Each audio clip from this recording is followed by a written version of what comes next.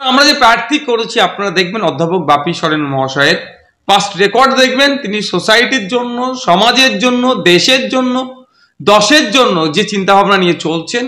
আশা করছি অন্যান্য রাজনৈতিক দলে যে সমস্ত প্রার্থীরা দিয়েছেন চিন্তা ভাবনার দিক থেকে হয়তো অর্থনৈতিকভাবে অতটা সবল ওদের মতো হতে পারবে না, এত মিডিয়ায় ফেমাস নাও হতে পারে, কিন্তু চিন্তা ভাবনার দিকে, লক্ষ্যের দিকে যে সমস্ত প্রার্থীরা বিভিন্ন রাজনৈতিক দল থেকে দিয়েছে তাদেরকে পিছনে ফেলে দেবে।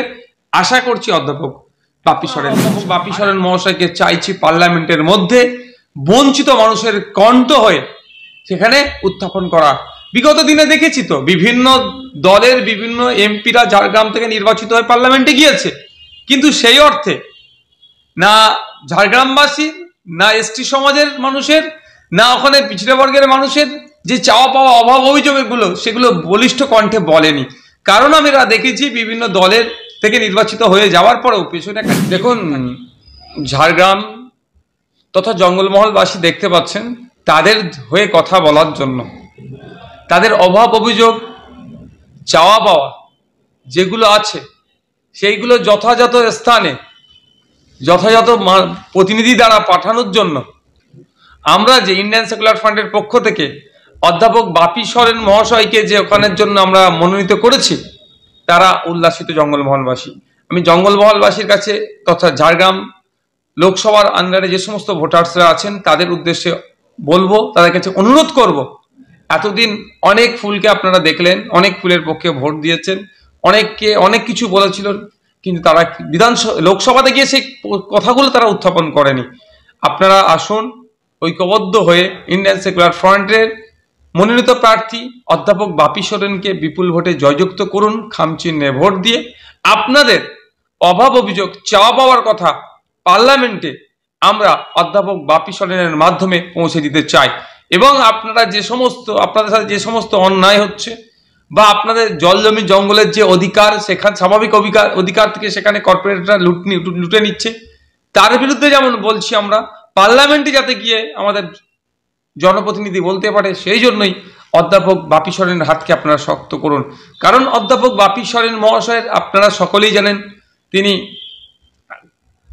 একটা জব করতেন, সেই জবকে ছেড়ে দিয়ে এখন কেন অধ্যাপনার কাজে লাগলেন, তিনি চান যে সোসাইটিকে, সমাজকে উন্নততর করতে গেলে এই পড়াশোনা বা অধ্যয়নের কাজে তাকে যুক্ত হতে হবে। সেই জন্য তিনি আর একটা চাকরি ছেড়ে দিয়ে তিনি অধ্যাপনার কাজে যুক্ত হয়েছেন। তাই অনুরোধ করব, এখন আমরা অধ্যাপক বাপি সরেন মহাশয়কে চাইছি পার্লামেন্টের মধ্যে বঞ্চিত মানুষের কণ্ঠ হয়ে সেখানে উত্থাপন করা।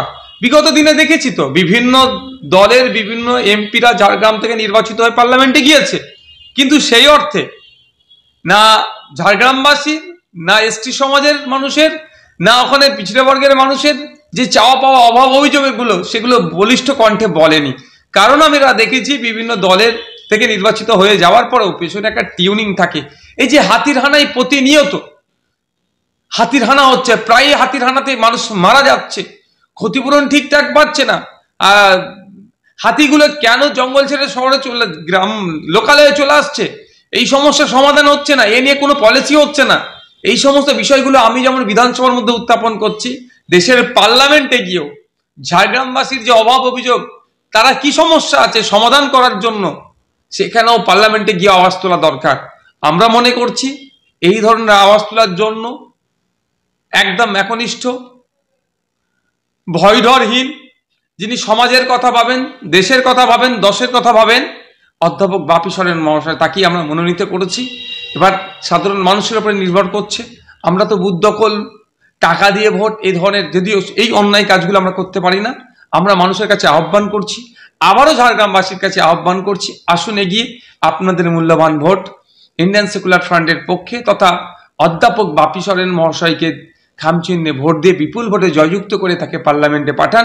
দায়িত্ব নিয়ে আমি বলতে পারি জনগণের জনপ্রতিনিধিকে আপনারা পাঠাবেন, ওই গিয়ে টিকটক করবে তার না নয়, গিয়ে মানুষের কথা, ঝাড়গ্রামবাসীর কথা, দেশবাসীর কল্যাণের কথা পার্লামেন্টে তুলে ধরবে। হেভিওয়েট বলতে আপনারা কি বোঝান? যার প্রচুর ব্যাংক ব্যালেন্স আছে, শিল্পপতি, ভালো গান করে, গায়ক, হিরো, না আপনারা হেভিওয়েট কি বোঝান? আমরা হেভিওয়েট বা হেভিওয়েট নয়তে বিশ্বাসী নয়, আমরা চাই যার মাটির সাথে যার শিকড় জুড়ে আছে, যে মানুষের অভাব অভিযোগ দুর্দশার কথা তার যার বুকে ব্যথা লাগে, সেই রকম আমরা ক্যান্ডিডেট করতে চাই।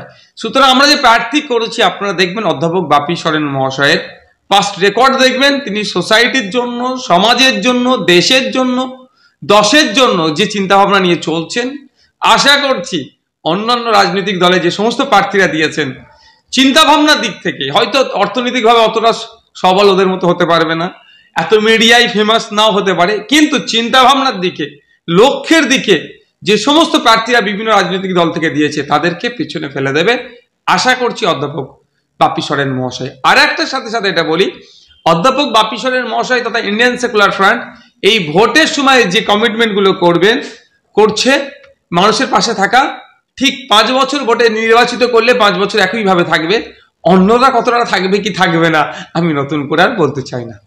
দেখুন, সামাজিক সংগঠন তার স্বতন্ত্রতা আছে, আমি চাইবো স্বতন্ত্রতা বজায় রেখে চলো।